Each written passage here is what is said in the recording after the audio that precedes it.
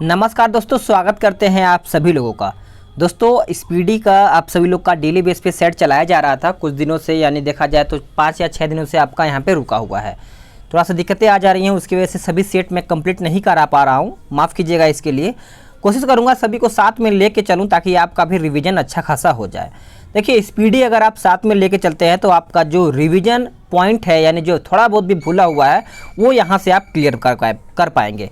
क्योंकि यहाँ पे वन लाइनर फॉर्म में आपको यहाँ पे क्वेश्चन देखने को मिलेगा जो कि आपको पढ़ने में बहुत ही ज़्यादा मज़ा आएगा। इसको आपको शुरू से अंत तक वीडियो को देखना है। मैं एक बार वीडियो कंप्लीट कराऊंगा, उसको देखने के बावजूद आपको पीडीएफ दूंगा। पीडीएफ आपको टेलीग्राम ग्रुप से ज्वाइन करना है, उसको एक बार पढ़ लेना है। पढ़िएगा जरूर दोबारा अपने खुद से पीडीएफ में, फिर देखिए आपको ये जो मैं आपको पॉइंट एक वीडियो में करा रहा हूँ सभी चीज़ें आपको याद हो जाएगा। इस तरीके से आपको जीएस क्लियर होगा, प्लस आपका रिवीजन हो जाएगा। जो आप भूले होंगे उसको आप क्लियर कर पाएंगे। तो जो आपका ये सभी आपका आरआरबी गुवाहाटी में, मतलब जो आपका मैं कराने वाला हूँ, सभी आपका क्वेश्चन पूछा गया है। आप एकदम बेफिक्र रहिएगा, सभी क्वेश्चन इंपॉर्टेंट आपके लिए बन जाता है। यही थोड़ा बहुत कन्फ्यूजन पैदा कर देता है सभी को एग्जाम में। तो चलिए शुरू से अंत तक वीडियो को देखते हैं। अगर आपको वीडियो पसंद आता है तो वीडियो को लाइक करिए, शेयर कीजिए, क्योंकि आप लोगों के लिए ही मेहनत किया जा रहा है कि आपका थोड़ा बहुत जो डाउट है वो क्लियर हो पाए। पहला पॉइंट देखते हैं कि जनगणना जो है वो किसके अंतर्गत आता है। तो याद रखिएगा, जनगणना संघ सूची के अंतर्गत आता है। आंसर आपका संघ सूची हो जाएगा। मैं आपसे क्वेश्चन पूछूंगा, तुरंत आपके आंसर में मतलब आपके दिमाग में आंसर आना चाहिए तुरंत, ठीक है। चलिए दूसरा पॉइंट है कि भारत का संविधान भारत को किस रूप में वर्णित करता है। तो याद रखिएगा, राज्य संघ के रूप में वर्णित करता है भारत का संविधान। ये पॉइंट आपको याद रखना चाहिए। अगला पॉइंट है कि मछलियों की यकृत में कौन सा विटामिन होता है। अब ये बताइए, आपके दिमाग में तुरंत आया होगा विटामिन डी। बिना देखे बताएंगे तो आपको आंसर क्लियर हो जाएगा। बहुत लोगों को याद होगा चीज़ें। तो मछलियों की जो यकृत है उसमें जो तेल होता है, यकृत तेल में विटामिन डी की जो प्रचुरता होती है, याद रखिएगा। अगला पॉइंट, क्षुद्र ग्रह के बीच देखे जाते हैं कौन कौन से ग्रह। तो आपका मंगल और बृहस्पति हो जाएगा। याद रखिएगा, क्षुद्र ग्रह मंगल और बृहस्पति के बीच देखे जाते हैं। तुलबुल परियोजना किस नदी पर है। तो तुरंत आपके दिमाग में आया होगा कि तुलबुल जो परियोजना है वो तो झेलम नदी पर है। यहाँ पे झेलम नदी आंसर भी दिया गया है। इस प्रकार से आपका स्पीडी क्लियर होगा। बाबरनामा के लेखक कौन है बताइए। बाबरनामा के लेखक कौन है, बाबर हो जाएगा। अंतर्राष्ट्रीय महिला दिवस कब मनाया जाता है। अंतर्राष्ट्रीय महिला दिवस कब मनाया जाता है। देखिए आप वीडियो चालू कर दीजिए, बस मेरी आवाज़ सुनिए, फिर देखिए क्या क्या चीज़ें आपको याद हो रही है। पीडीएफ तो ऐसे भी आपको मिलने वाला है। अंतर्राष्ट्रीय महिला दिवस देखा जाए तो 8 मार्च को मनाया जाता है, याद रखिएगा। प्रकाश वर्ष किसका मात्रक है। तुरंत आपके दिमाग में आया होगा दूरी का मात्रक है। देखिए ये अगर लगेगा कि आपको बहुत नॉर्मल है, लेकिन चीज़ें तो आपको क्लियर हो रही है ना, तो इस तरीके से आपको कंप्लीट कराऊंगा मैं। अगला पॉइंट है कि मानव शरीर का जो सामान्य ताप होता है सेंटीग्रेड में, वो कितना होता है। तो 37 डिग्री हो जाएगा। अगला पॉइंट है कि अंतिम मुगल सम्राट कौन था। अंतिम मुगल सम्राट पूछा गया है, तो बहादुर शाह द्वितीय हो जाएगा अंतिम मुगल सम्राट। कुछ क्वेश्चन आपका स्पीडी में थोड़ा बहुत कहीं कहीं मिस्टेक दिया होगा, मिसप्रिंट हुआ होगा, उसको आप इग्नोर करिएगा, ठीक है। चलिए आगे देखते हैं। भारत छोड़ो आंदोलन का जो नारा है वो किसने दिया था। भारत छोड़ो आंदोलन का नारा किसने दिया था। तो महात्मा गांधी जी ने दिया था। आंसर आपका महात्मा गांधी हो जाएगा। अगर पूछा जाए कि राशियों की कुल संख्या कितनी है बताइए। राशियों की कुल संख्या देखा जाए तो 12 है। एंजाइम मूल रूप से क्या है। तो एंजाइम देखा जाए मूल रूप से तो प्रोटीन है, याद रखिएगा। सौरमंडल का सबसे चमकीला ग्रह कौन सा है। सौरमंडल का सबसे चमकीला ग्रह देखा जाए तो आपका शुक्र हो जाएगा। क्या हो जाएगा, शुक्र। बिंदुसार का जो शासक था वो कौन था। तो बिंदुसार जो शासक था वो मौर्य वंश का शासक था। यानी किस वंश का शासक था, तो मौर्य वंश का शासक था। चलिए आगे देखते हैं। कहता है कि लिंगराज मंदिर कहाँ पर स्थित है। लिंगराज मंदिर जो है वो भुवनेश्वर में स्थित है। आंसर आपका भुवनेश्वर हो जाएगा, लिंगराज मंदिर। मकाऊ की मुद्रा को क्या कहा जाता है बताइए। मकाऊ की मुद्रा को पटाखा कहा जाता है। आंसर आपका पटाखा हो जाएगा। सिनेमा का आविष्कार किसने किया था। ये आपको तो तुरंत याद हो गया होगा कि निकोलस और जीन लुथिये ने किया था सिनेमा का आविष्कार। चलिए आगे देखते हैं। अगला कहता है कि पृथ्वी का एकमात्र उपग्रह कौन सा है? सभी को पता है, चंद्रमा है। आगे देखते हैं। हर्ष का राजकवि कौन था? हर्ष का राजकवि देखा जाए तो बाणभट्ट था। आंसर आपका बाणभट्ट हो जाएगा। हाइड्रोजन बम का आविष्कार किसने किया था? तो हाइड्रोजन बम का आविष्कार देखा जाए तो एडवर्ड टेलर ने किया था। देखिए आपका क्वेश्चन तुरंत बन रहा है और आंसर भी तुरंत आ रहा है। अगर पूछा जाए कि विश्व स्वास्थ्य दिवस कब मनाया जाता है, तो 7 अप्रैल को विश्व स्वास्थ्य दिवस के रूप में मनाया जाता है। दक्षिण अमेरिका में चारागाह को क्या कहा जाता है? जो घास होता है दक्षिण अमेरिका में, उसको हम पंपास कहते हैं। क्या कहते हैं? पंपास। आगे देखते हैं। भारत में प्रथम स्वर्ण मुद्राएं किसने चलाई थी? तो भारत में प्रथम स्वर्ण मुद्राएं यूनानियों ने चलाया था। आंसर आपका यूनानियों हो जाएगा। भारतीय राष्ट्रीय कांग्रेस के प्रथम मुस्लिम अध्यक्ष कौन थे? तुरंत आपके दिमाग में आया होगा बदरुद्दीन तैयब जी, जो कि प्रथम मुस्लिम अध्यक्ष थे भारतीय राष्ट्रीय कांग्रेस के। अगला पॉइंट है कि राज्य अपहरण नीति को किसने लागू किया था या फिर क्रियान्वित किया था? तो लॉर्ड डलहौजी आपका यहाँ पे उत्तर हो जाएगा। आर्थिक अपक्षय सिद्धांत के प्रतिपादक आर्थिक अपक्षय सिद्धांत के प्रतिपादक कौन थे? तो दादा भाई नौरोजी हो जाएंगे। राज्यसभा में मनोनीत सदस्यों की अधिकतम संख्या कितनी होती है? तो 12 होती है। अगला पॉइंट, सुंडा जल डमरू मध्य के बीच स्थित है क्या? तो जावा और सुमात्रा आपका यहाँ पे आंसर हो जाएगा। अगला पॉइंट देखते हैं। राष्ट्रीय आय का जो आकलन होता है, आकलन किसके द्वारा होता है, किस संगठन के द्वारा होता है? तो केंद्रीय सांख्यिकीय संगठन करता है राष्ट्रीय आय का आकलन। गांधी इरविन समझौता हुआ कब था, ये बताइएगा। तो इसका उत्तर हो जाएगा 1931 में गांधी इरविन समझौता संपन्न हुआ था। विश्व बैंक का मुख्यालय कहाँ पर है?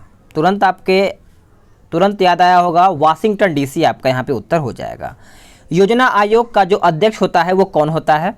तो इस टाइम अभी प्रधानमंत्री हैं योजना आयोग के अध्यक्ष, याद रखिएगा। अर्थशास्त्र के जनक कौन हैं, या फिर अर्थशास्त्र का जनक को कहा जाता है किसको?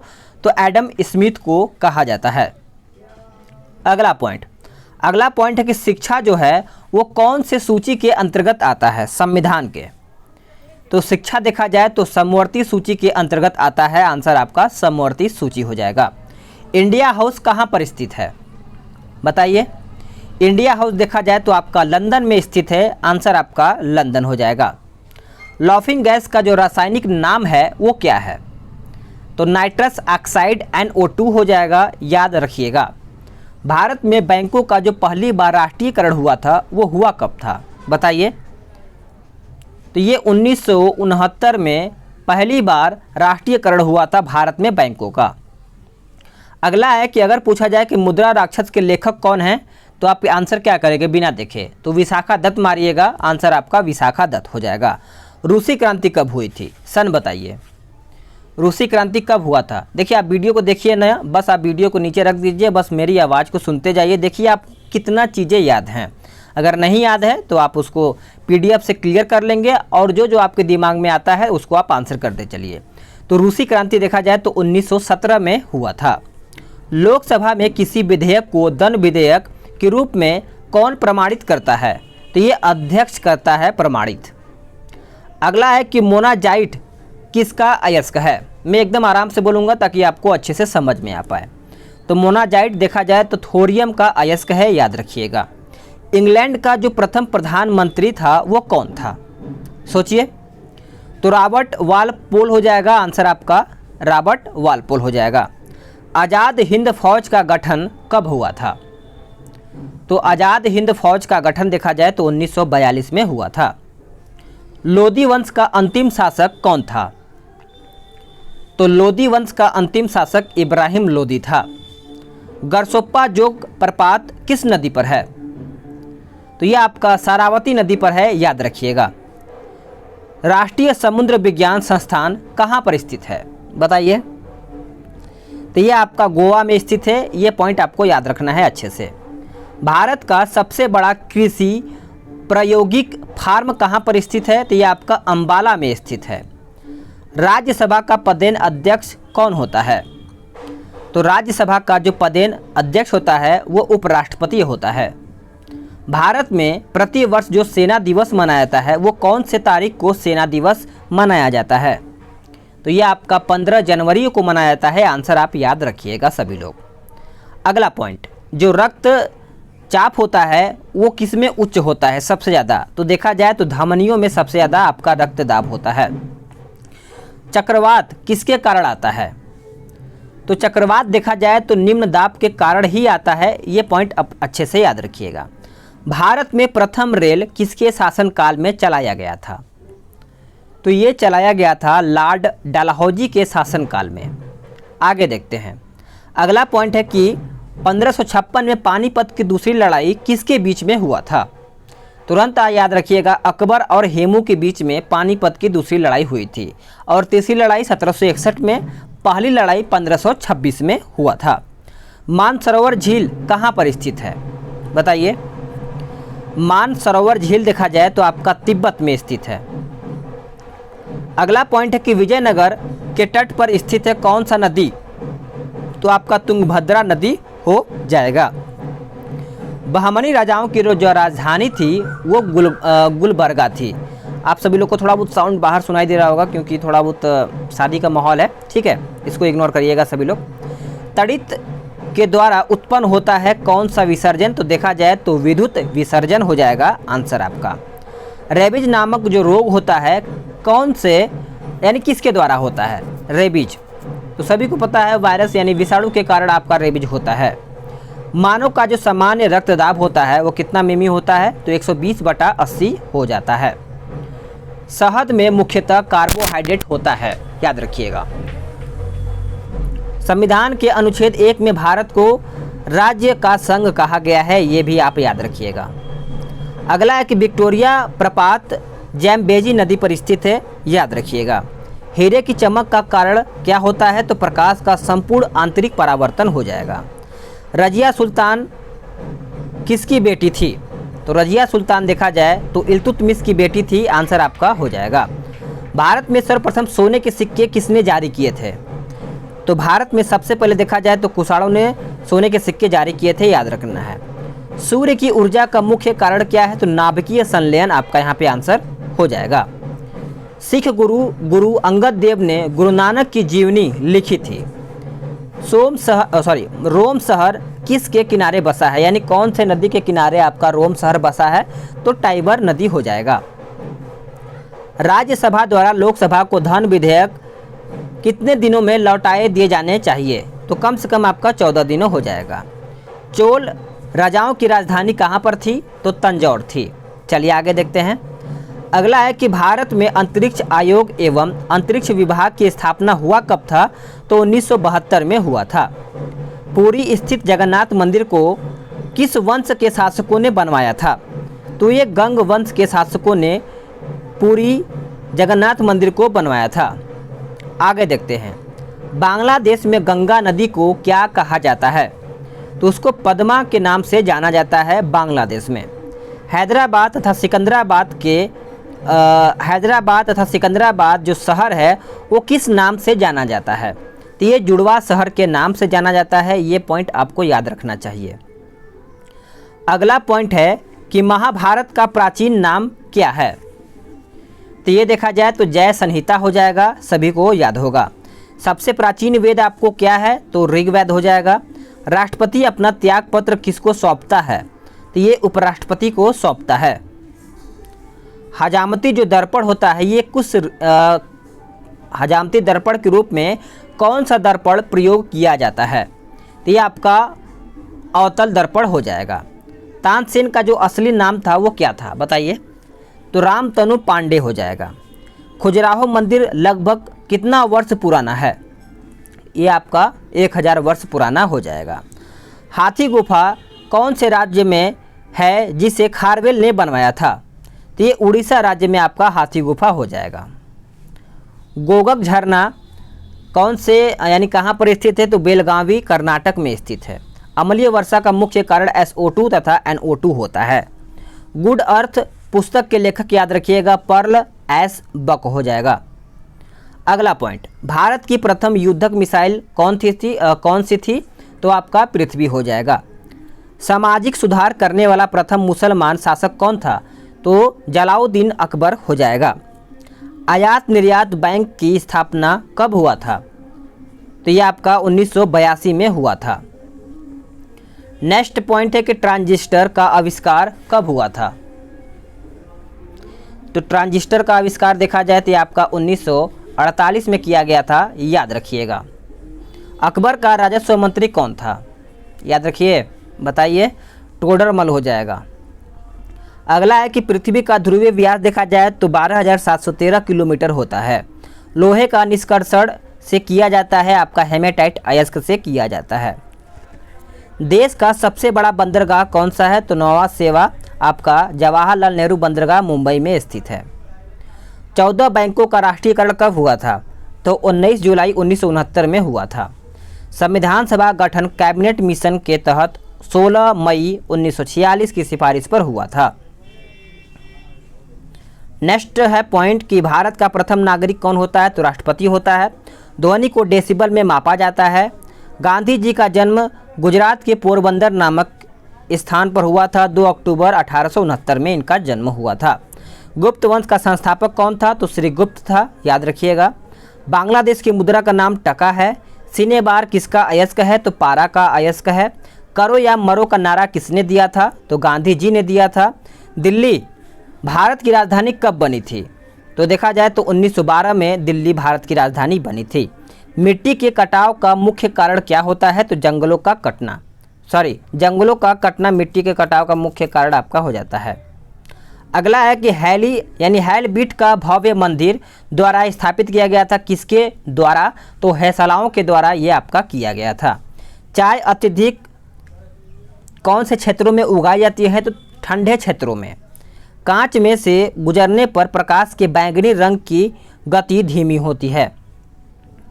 अगला पॉइंट देखते हैं।